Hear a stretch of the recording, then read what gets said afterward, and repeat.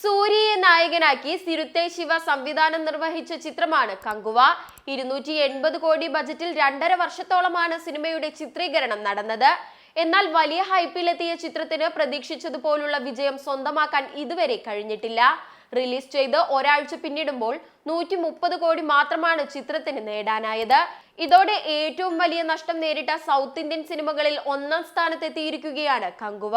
ഇതിനു മുൻപ് 1-ാം സ്ഥാനത്തുണ്ടായിരുന്നത് പ്രഭാസ് നായകനായ രാധേശ്യാമായിരുന്നു. 2022-ൽ റിലീസായ ചിത്രം 350 കോടി ബജറ്റിലാണ് ഒരുങ്ങിയത്. എന്നാൽ 165 കോടി മാത്രമേ ചിത്രത്തിന് നേടാനായുള്ളൂ. നിർമ്മാതാവിന് 130 കോടിയിലധികം രൂപയുടെ നഷ്ടമാണ് ഇതുണ്ടാക്കിയത്. ഇതിനു പിന്നാലെ തന്റെ പ്രതിഫലം പ്രഭാസ് തിരികെ കൊടുത്തത് വലിയ വാർത്തയാവുകയും ചെയ്തിരുന്നു. വൻതുകയ്ക്കായിരുന്നു കങ്കുവയുടെ തിയേറ്ററിക്കൽ, നോൺ തിയേറ്ററിക്കൽ റൈറ്റ്സുകൾ വിറ്റുപോയത്. കേരളം, ആന്ധ്ര, തെലങ്കാന, കർണാടക, തമിഴ്നാട് തുടങ്ങിയ എല്ലായിടത്തും ചിത്രം ഒരുപോലെ പരാജയപ്പെട്ടിരിക്കുകയാണ്. 10 കോടിക്ക് കേരളത്തിലെ റൈറ്റ്സ് വിറ്റുപോയ ചിത്രം ഇതുവരെ 7 കോടി മാത്രമേ നേടിയിട്ടുള്ളൂ.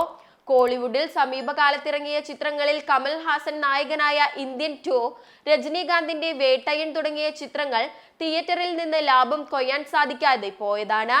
അതേസമയം സൂര്യയുടെ കങ്കുവ തിയേറ്ററുകളിൽ പ്രദർശനം തുടരുവേ ക്ഷേത്ര ദർശനം നടത്തിയിരിക്കുകയാണ് നടൻ സൂര്യയും സംവിധായകൻ സിരുത്തെ ശിവയും.